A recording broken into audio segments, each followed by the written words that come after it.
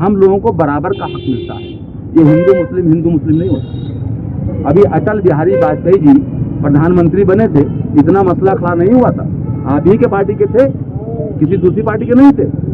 लेकिन जब तक वो सत्ता में रहे, जब तक वो केंद्र में सत्ता में रहे, तब तक कोई मसला खड़ा नहीं हुआ। हिंदू मुस्लिम हुआ ही नहीं कि आपके गोरखनाथ मंदिर के जस्ट बगल में मुस्लिम मोहल्ला है, वहाँ के लोग कह रहे हैं कि साहब बाबा ने बहुत अच्छा किया है। दादा क्या नाम है? अतीक अहमद नाम है हमारा। उत्तर प्रदेश का विधानसभा चुनाव आ रहा है, क्या मुद्दे होंगे जिसको लेकर आप वोट करेंगे इस बार? मुद्दे सब क्या होंगे, मुद्दे बस यही हैं। हम लोगों के मुद्दे बस सिर्फ एक ही होते हैं कि रोजी रोटी। सुकून और चैन से अगर रोजी रोटी कमा खा लें तो बस यही हमारे लिए बहुत है। और मुद्दे हम आपको क्या बताएं। और रह गई बात हमारे उत्तर प्रदेश की, हमारे उत्तर प्रदेश में पता नहीं कितने ज़िले हैं, और इन सारे ज़िलों यानी पूरे उत्तर प्रदेश का जो मुखिया यानी जो गार्जियन हम लोग बनाते हैं मुख्यमंत्री के रूप में, मुख्यमंत्री की शक्ल में, तो हम यही चाहते हैं कि अगर कोई मुख्यमंत्री कोई भी बने, किसी भी पार्टी का बने, हमारे उत्तर प्रदेश का जो है विकास होना चाहिए और सही क्लियर और कायदे से होना चाहिए। ऐसा नहीं कि मतलब उसमें हिंदू मुस्लिम ये सब तो बिल्कुल गलत बातें हैं, ये गंदी बातें हैं, ये हमारे समझ नहीं आती। अभी विकास नहीं हो रहा क्या? विकास क्या हो रहा है बताइए, क्या विकास हो रहा है? हाँ विकास हो रहा है, हिंदू मुस्लिम का विकास हो रहा है। एक इंसान दूसरे इंसान से नफरत कर रहा है, ये विकास हो रहा है। यही विकास हो रहा है हमारे उत्तर प्रदेश के अंदर। क्या रहा है, इतने से आप देखते चले आ रहे हैं। जितनी नफरत हिंदू मुस्लिम की बढ़ चुकी है, बस यही विकास है हमारे उत्तर प्रदेश का। और कौन सा विकास है बताइए हमको आप। हम जिन लोगों के पास बैठते थे, बहुत से हमारे हिंदू भाई मेरे पास बैठते थे, आज वो मेरे पास उठना बैठना उन्होंने छोड़ दिया। हम उनके पास बैठते, हमने उनके पास बैठना उठना छोड़ दिया। तो क्या है ये बताइए हमको। है कि हम जीत कहोगे तो गड्ढा मुक्त हो। एक मिनट, ये है क्या बताइए। तो यही विकास हो रहा है भैया, और क्या विकास होगा हमारा ना। आप रिक्शा चलाते हैं, आपको किस तरह की दिक्कतें होती हैं? हमको दिक्कत है भैया बस यही हो रही है कि अभी 4-6 महीने हो गए हैं जो लाइसेंस और कागजात नहीं मांगे गए हैं, वरना लाइसेंस के नाम पर और कागजात के नाम पर जो है वो हमसे वसूली की जाती थी। और आज भी अगर हम कहीं सवारी लेके जाते हैं, बस स्टेशन लेके जाते हैं या चारबाग रेलवे स्टेशन लेके जाते हैं, वहाँ वसूली होती है और वहाँ देना पड़ता है हमको। अगर हम 50 रुपये की सवारी लेके साहब तो हमको 10 रुपये 20 रुपये वहाँ देना पड़ेगा। अच्छा वो अगर पूछे भैया ये काहे लिए, ये ड्यूटी के पैसे हैं साहब, तो साहब ड्यूटी के पैसे, अरे साहब 60-70 हज़ार रुपये आपको महीने का मिल रहा है, फिर भी ड्यूटी के पैसा ले रहे हो आप। भाई काहे ड्यूटी पैसा ले रहे हो? वो जो पैसा वसूल रहे हैं वो किसके निर्देश से वसूल रहे हैं? गुंडा करती है ये। एक मिनट आप बताइए किसके, यहाँ पर ठेले लगे हुए हैं, अभी यहाँ पर वसूली होने लगे, किसके जरिए यहाँ पर वसूली हो गई बताइए हमको आप। इसको आप लोग भी अच्छी तरह समझ रहे हैं, ऐसा नहीं है, सिर्फ आप लोग बोलना नहीं चाहते हैं, सिर्फ बोलना नहीं चाहते। कोई पान की गुमटी रख ले तो वसूली, कोई ठेला लगा ले तो वसूली, कोई रिक्शा चलाने लगे जहाँ पर जाए तो वहाँ वसूली।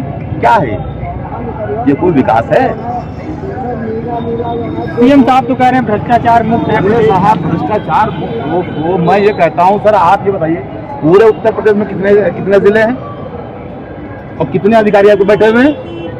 मान के चलिए कि 100 अधिकारी आपके पास अगर हैं, आपके पास 100 अधिकारी हैं, तो 100 अधिकारी में आप इस बात की अब गणना कर लीजिए और सर्वे कर लीजिए, 25 अधिकारी आपको ईमानदार मिलेंगे, बाकी सब भ्रष्ट मिलेंगे, टोटल भ्रष्ट मिलेंगे। अब जो भ्रष्ट जो अधिकारी जो बैठता है वो ये करवाता है।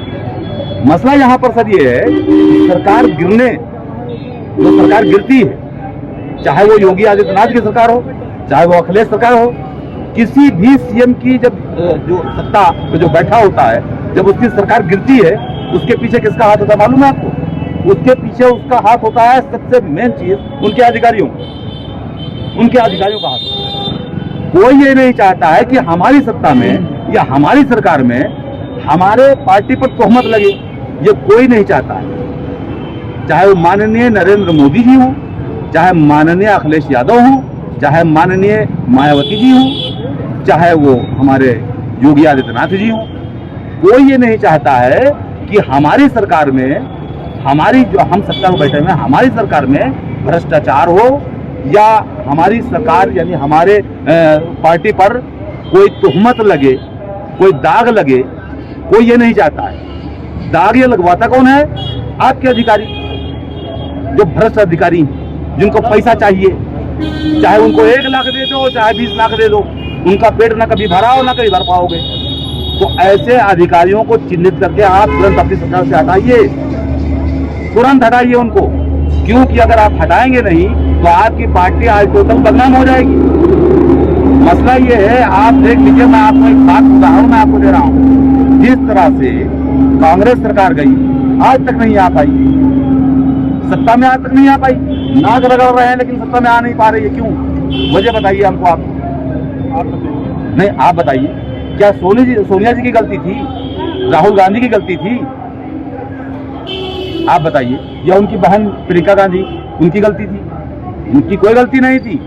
गलती जितनी थी वो सब उनके अधिकारियों की थी, उनके मंत्रियों की थी, उनके विधायकों की थी, जिन्होंने भ्रष्टाचार किए, गलत किया तो उसका अंजाम भुगत रहे हैं। आज नाक लगा रहा है कि उत्तर प्रदेश में सरकार नहीं आ पा रही है।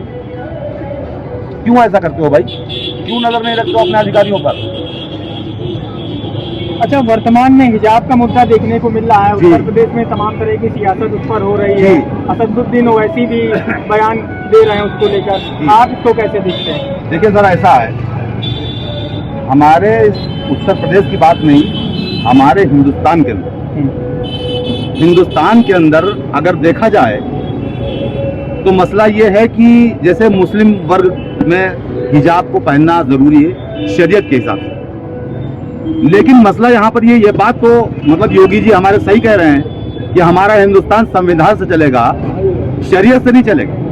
लेकिन मैं ये पूछना चाहता हूँ आपके थ्रू, मैं इनसे ये पूछना चाहता हूँ योगी आदित्यनाथ जी से कि ठीक है सर, मैं मानता हूँ कि शरीयत से मसला नहीं चलेगा, ये जो कुछ भी है शरीयत से नहीं चलेगा, लेकिन इसका मतलब ये नहीं है कि अगर हमारी शरीयत के अंदर अगर हिजाब अगर दिया गया है कि इसको आप पहनिए, तो आप जो है उस पर आप टिप्पणी करें या आप उसको गलत साबित करें, ये आपका फर्ज नहीं बनता। जैसे मान के चलिए हमारी यहाँ माँ बहन है, हिंदू माँ बहनें हमारी हैं, अगर वो साड़ी पहन के रखती हैं तो क्या हम उनके ऊपर टिप्पणी करेंगे? आप बताइए, हम पर टिप्पणी नहीं, आप सलवार जंपर पहनिए, सलवार जंपर पहनना फर्ज है, ये साड़ी आप नहीं पहन सकती, ये क्या है ये बताइए हमको आप, ये क्या है आप हमको बताइए। अरे भाई हिजाब, भाई आप देखिए कोई पार्टी है, इतना मसला चल रहा है, इतना मसला हिजाब के ऊपर, इतना मसला बताइए, एक नकाब अगर एक लड़की पहन कर जा रही है उस पर इतना बड़ा मतलब बवाल खड़ा कर दिया इन लोगों ने कि हम आपको क्या बताएं, मालूम पड़ रहा है कि बहुत बड़ा कोई आतंकवाद का मसला जो है वो आ गया सामने, इतना बड़ा मसला खड़ा कर दिया हिजाब के ऊपर। अरे भाई आपकी बहन बेटियां हैं, हमारी बहन बेटियां हैं, किसी को साड़ी पसंद है, किसी को सलवार जंपर पसंद है, कोई सलवार जंपर पहन के अपना हिजाब पहन रहा है, वो जा रहा है, उससे क्या मतलब है भाई? आप किसी के ऊपर टिप्पणी क्यों करते हैं आप ये बताइए? भाई आपकी बहन बेटियां हैं, हमारी बहन बेटियां, इज्जत सबकी बराबर है? अब एक मसले को लेकर दुनिया भर के नहीं साहब आप हिजाब पहन के आप अंदर नहीं जा सकते पढ़ने के लिए, नहीं कोई बेटी अगर हमारी जा रही है, अगर मान के चले साड़ी में अगर वो जा रही है, नहीं साहब आप साड़ी पहनकर आप अंदर नहीं जा सकती। क्यों नहीं जा सकते भाई? क्यों नहीं जा सकते बताइए? आज आप आए हो, चाहे अखिलेश साहब हो, चाहे योगी आदित्यनाथ जी हो, चाहे मिस मायावती हो, कोई भी हो, आज आप सरकार बना रहे हो, आज आप जो है सत्ता में आए हो। हमारा हिंदुस्तान आज से नहीं चल रहा है, आज से हमारा हिंदुस्तान नहीं चल रहा है, और हमारी बहन बेटियां जो कपड़े पहन रही हैं वो आज से नहीं पहन रही हैं। जो इतना बड़ा बखेड़ा बना के खड़ा कर दिया है आप लोगों ने, बखेड़ा क्यों बना रहे हो? क्यों गलती करते हो भाई? भाई आपको जनता ने बनाया, सीएम की कुर्सी पर आपको बैठाला, आपका फर्ज बनता है कि आप अपने हिसाब से बहुत कायदे से पूरे उत्तर प्रदेश को आप देखिए, कोई गलती कहीं हो तो नहीं रही है, कोई अधिकारी कहीं कोई गलती तो नहीं कर रहा है। अगर गलती कर रहा है तो हो सकता है कि हमारे पार्टी पर दाग पड़ जाए, दाग लग जाए, या हमारे ऊपर कोई दाग लगा दे। इसको पहले आप नहीं दे सकते हो क्या? इसको आप पहले भी दे सकते हो। 5 साल राज किया आपने, ऐसा तो है नहीं कि महीने 2 महीने में तो मसला खत्म हो गया आपका। 5 साल पूरा राज किया, 4.5 साल रख लीजिए, 4.5 साल राज किया आप। 4.5 साल में आपको होश नहीं आया? आज किसी बहन बेटी के ऊपर जो है वो साड़ी पर मसला खड़ा कर दे रहे हो, कहीं उसके हिजाब पर मसला खड़ा कर दे रहे हो। क्या है ये सब? ये क्या है भाई बताइए हमको आप। अरे ठीक है, आप कोई भी हो, कोई भी सरकार बने, किसी की भी सरकार बने, हम देखिए हमारी दुश्मनी हमारी दुश्मनी किसी भी नेता से नहीं है। हमारी दुश्मनी जो है उसके गंदे पॉलिटिक्स से है, गंदे पॉलिटिक्स से। देखिए सर, पॉलिटिक्स भी बहुत अच्छी चीज है और बहुत बुरी चीज है, ठीक है। अगर पॉलिटिक्स आप कीजिए तो हिंदुस्तान के विकास के लिए कीजिए, उत्तर प्रदेश के विकास के लिए कीजिए, न कि हिंदू मुसलमान के लिए कीजिए। ये गलत तरीका है। और इसी चीज को लेके बहुत लोग कहते अरे भैया तो आप तो मुसलमान हैं, आप तो सपा वाले हैं। अरे भैया काहे नहीं हम काहे सपा वाले हैं? भाई सपा को हम क्यों सपोर्ट करते हैं, आप हमको ये बताएं। हम बताएं आपको कि सपा को हम सपोर्ट क्यों करते हैं। सपा को मैं इसलिए सपोर्ट करता हूं कि सपा की सरकार में हम लोगों को बराबर का हक मिलता है। ये हिंदू मुस्लिम नहीं होता। अभी अटल बिहारी वाजपेयी जी प्रधानमंत्री बने थे, इतना मसला खड़ा नहीं हुआ था। आप ही के पार्टी के थे, किसी दूसरी पार्टी के नहीं थे, आप ही के पार्टी के थे, भाजपा पार्टी के ही थे। और जब वो प्रधानमंत्री बने और बनने के बाद जब वो उतरे, उनका इंतकाल भी हो गया, यानी देहांत हो गया। लेकिन जब तक वो सत्ता में रहे, जब तक वो केंद्र में सत्ता में रहे, तब तक कोई मसला खड़ा नहीं हुआ। हिंदू मुस्लिम वही नहीं। अब क्यों हो रहा है जरा बताइए हमको, आप क्यों हो रहा है? अभी आपके मंदिर, मैंने उस दिन मैं देख रहा था मीडिया पर, वो मीडिया वाले बता रहे थे, इंटरनेट पर मैं देख रहा था कि आपके गोरखनाथ मंदिर के जस्ट बगल में मुस्लिम मोहल्ला है। वहां के लोग कह रहे हैं कि साहब बाबा ने बहुत अच्छा किया, बाबा बहुत अच्छा करते हैं। अरे साहब तो ठीक है, आप अच्छा करते हो तो वो अच्छा कह रहे हैं, ठीक, तो उसी तरह सबके लिए अच्छा करो, पूरे उत्तर प्रदेश के लिए अच्छा करो। भाई आप तो गार्जियन है हमारे, आप तो हमारे गार्जियन है सर। आपको तो सबके सर पर हाथ रखना चाहिए सर। और फिर आप योगी हैं, महंत हैं। आपके ही पार्टी के लोगों ने कहा कि विश्व के नंबर 1 के महंत हैं योगी आदित्यनाथ जी। अरे कम से कम कुछ तो इज्जत रखो। मैं ये नहीं कहता हूँ कि नहीं साहब आप सत्ता में ना आइए, आप आइए, आराम से सुकून से बैठिए, आप गार्जियन बनिए हमारे, लेकिन हमको बराबर का हक दीजिए। चाहे आपके दरवाजे पर हिंदू जाए, मुस्लिम जाए, सिख जाए, ईसाई जाए, कोई भी जाए, किसी भी वर्ग का आदमी आपके दरवाजे जाए, आपको बराबर का हक आपको देना है, क्योंकि आप हमारे गार्जियन हो।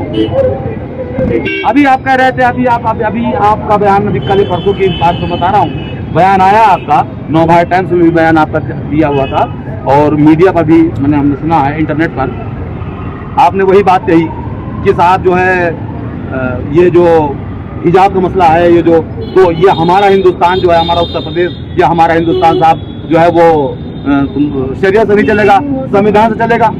चलो ठीक है, मान लेता हूँ कि शरीयत से नहीं चलेगा, संविधान चलेगा। भाई शरीयत हम मानते हैं, हम मुस्लिम हैं, हम शरीयत को मानते हैं, ठीक, तो हम शरीयत को मानते हैं। तो भैया एक बात ये बता दीजिए, आप ये बता दीजिए कि आप इंटरनेट नहीं देखते हो क्या? आपके अधिकारी आपको जो है खबर नहीं करते हैं क्या? आपने नहीं देखा कि अभी संविधान की किताब को जलाया गया था?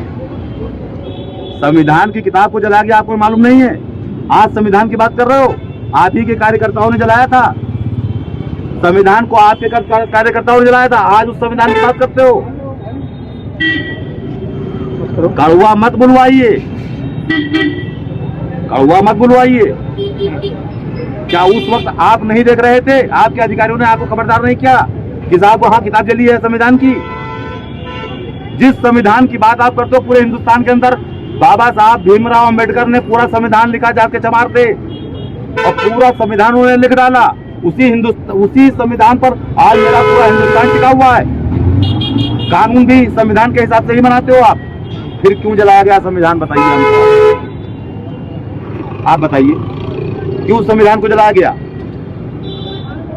किसी मुस्लिम ने जलाया था संविधान को? आपके ही कार्यकर्ताओं ने जलाया था। एक नहीं साहब, 20 उदाहरण मैं आपको दूंगा। अभी साधु महंत मारे गए, ठीक है, उनको पीट पीट कर मार डाला गया। और जब उसकी जांच प्रक्रिया शुरू हुई, जब जांच प्रक्रिया आई, तो सामने आया क्या जनता के कि साहब भाजपा के ही कार्यकर्ता थे जिन लोगों ने पीट पीट कर मार डाला। साधु संतों को पीट पीट कर मार डाला गया। धन्यवाद। तो ये अतीक जी हैं जो राजधानी लखनऊ में रिक्शा चलाते हैं, जिनका साफ तौर पर कहना है कि उत्तर प्रदेश की राजनीति में सिर्फ हिंदू मुसलमान हो रहा है, ना कि विकास हो रहा है। लखनऊ से NBT ऑनलाइन के लिए संदीप तिवारी।